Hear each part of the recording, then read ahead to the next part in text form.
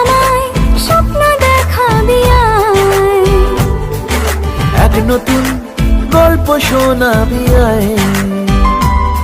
তুই মিশে যা আমার কল্পনায়। ভাবছিলাম শ্বশুর বাড়িতে বাংলা সিনেমার শাবানার মতো নম্র ভদ্র হয়ে থাকবো, কিন্তু শ্বশুর বাড়ির লোকজনের কথা শুনতে শুনতে এখন রিনা খান হয়ে গেছে। ভাইয়া আপনার গার্লফ্রেন্ড আছে? না, লাগবে গার্লফ্রেন্ড? একটু ব্যস্ত আছি। কি নিয়ে এত ব্যস্ত? এই টাকা কামাইতেছি।